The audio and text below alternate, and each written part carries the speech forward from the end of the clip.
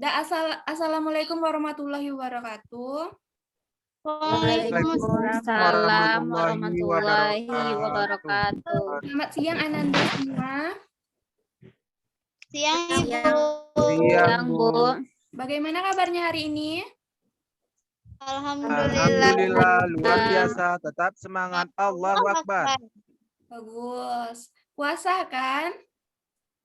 Ada Puasa, Bu. Semoga tetap semangat ya. Masih semangat kan? Ya Allah, Bu. Masih, Masih lah, Bu. Masih, Bu. Bagus. Jadi sebelum belajar, coba ketua kelas dipimpin teman-temannya untuk berdoa. Baik teman-teman, sebelum kita memulai pembelajaran hari ini, alangkah baiknya kita berdoa terlebih dahulu. Berdoa menurut agama dan kepercayaan masing-masing. Doa dimulai. Doa selesai. Dah, Bu. Terima kasih kepada ketua kelas. Jadi ada yang tahu materi kita yang lalu? Kita belajar apa minggu lalu? Teks iklan, Bu. Bagus. Jadi minggu ini kita belajar apa? Ada yang tahu? teks eksposisi, Bu. Teks eksposisi. Jadi ada yang tahu apa itu teks eksposisi?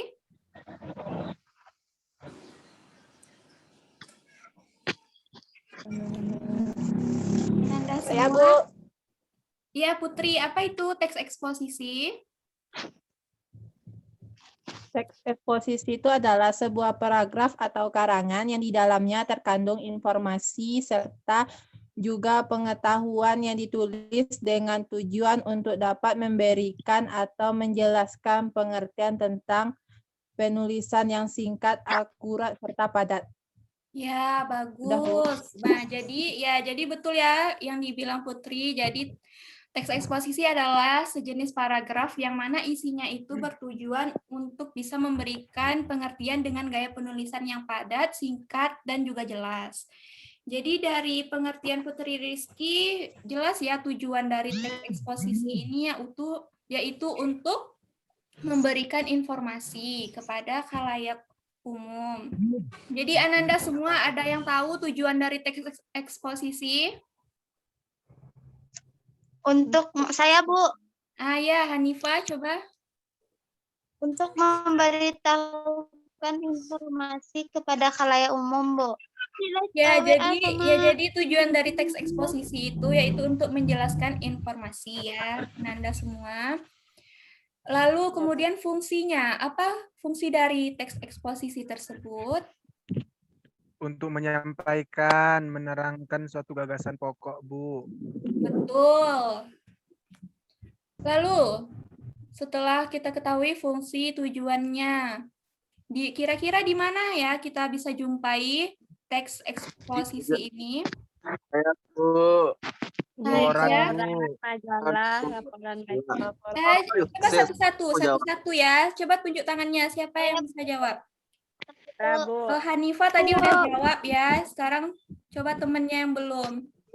Nah, coba Dara Mafuzoh, apa itu? Di mana kita bisa temukan teks eksposisi?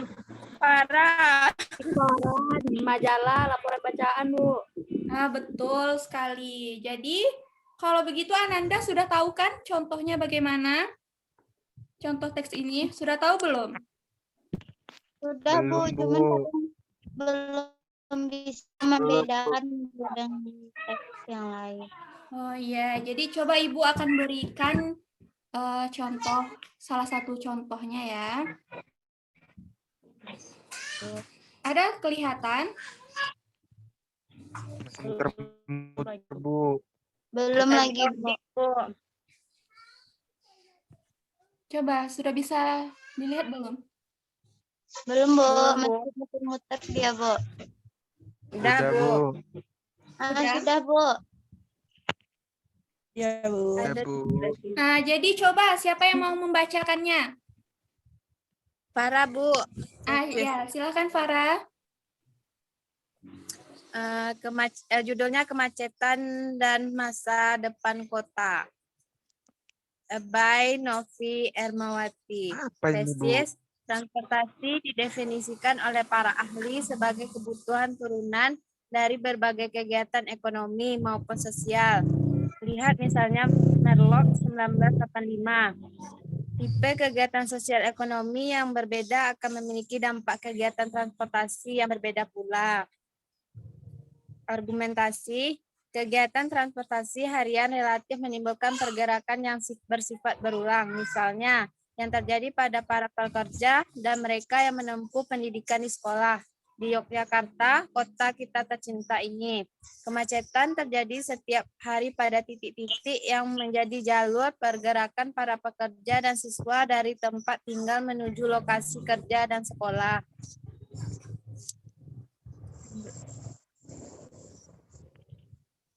Udah Bu, nggak nampak lagi teksnya. Tunggu sebentar ya. Lanjut gantian ya. Gantian Ya, sama Bu. temennya. Siapa lagi yang mau membacanya? Bu, saya Bu. Ya, silahkan. Siapa itu? Bagian mana lagi? Rizky Ramadhani ya? Iya Bu, bagian mana Nah, lagi Bu? silahkan Rizky. Bagian yang mana Bu? Nggak menyimak Rizky Berarti Rizky tadi tidak menyimak ya. Coba ditanya kepada Faradina. Para bagian mana Sampai lagi? kemacetan lagi, Bang. Kok Babang? Kemacetan lagi, Rizky. Tuh, lain kali Rizky menyimak ya.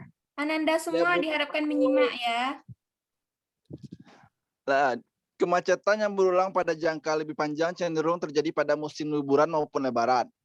Pada tahap kedatangan dan kepulangan, kemacetan parah akan terjadi pada jalan-jalan arah luar kota, misalnya Jalan Magelang, Jalan Solo, Jalan Palagan, dan Jalan Patas. Pada rentang di antara masa tersebut, kemacetan dapat dirasakan saat kota sebagai lokasi menginap dan tujuan wisata, seperti Malioboro, Pari, Taman, serta jalan-jalan menuju objek wisata seperti Jalan Parangtritis. Sudah, Baca Bu? berita. Sudah. Selanjutnya, siapa yang bersedia membacakannya? Saya Bu Putri. Putri, ya Putri, silahkan. Selanjutnya pengegasan ulang. Kemacetan harian yang dominan ditimbulkan oleh aktivitas masyarakat dalam lingkup internal. Kemacetan yang berulang setiap hari merupakan ekses dari pola tempat tinggal, bekerja, dan bersekolah. Upaya mendekatkan lokasi tempat tinggal dengan lokasi kegiatan merupakan salah satu solusi yang dapat dilakukan.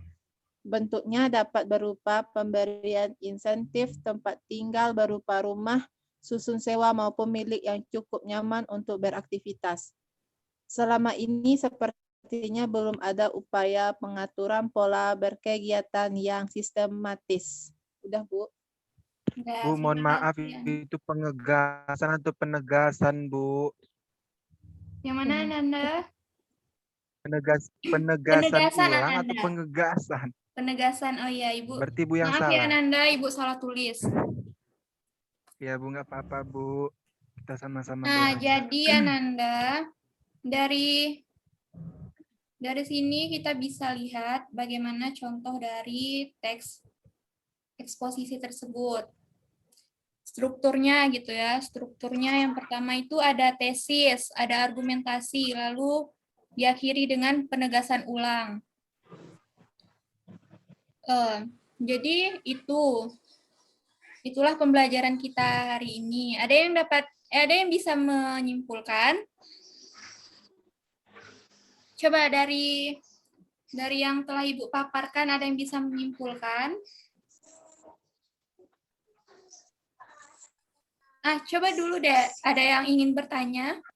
Apakah Anda sudah paham semuanya?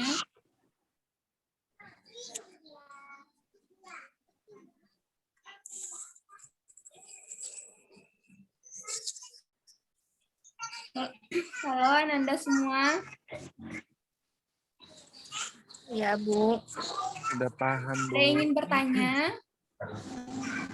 Jika tidak ada, Ibu yang bertanya. Mampus koperasi.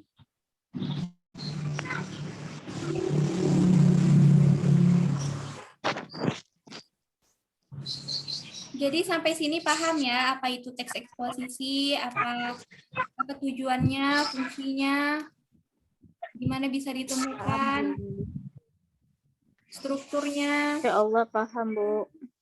Paham, Bu. Coba Paham. Ibu tes ya, apakah benar sudah paham. Persis, di mana biasanya kita temukan teks ini? Di koran, Bu, majalah, atau di laporan bacaan dan sejenisnya, Bu. Ya, pintar. Berarti Persis menangkap ya dari tadi ya. Iyalah, Bu. Well, Faradina. Bu. Faradina, apa tadi tujuan dari teks eksposisi? Tujuannya untuk menjelaskan informasi, Bu. Betul sekali. Jadi karena Ibu rasa semuanya sudah paham ya, minggu depan kita mulai memproduksi teks. Jadi Ananda, Ibu berikan tugas yaitu membuat 3 paragraf mengenai teks eksposisi. Judulnya bebas. Bisa? Bisa, Bu. Bisa, Bu. Bisa, Bu.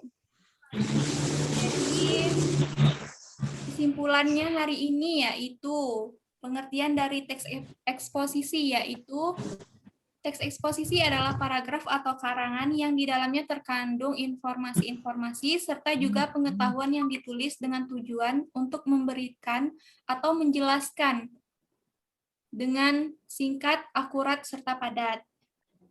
Lalu lokasi sosialnya atau di mana teks ini bisa ditemukan yaitu di koran, majalah, dan laporan bacaan. Tujuannya yaitu untuk menjelaskan informasi, serta fungsinya yaitu untuk menyampaikan, menerangkan suatu gagasan pokok.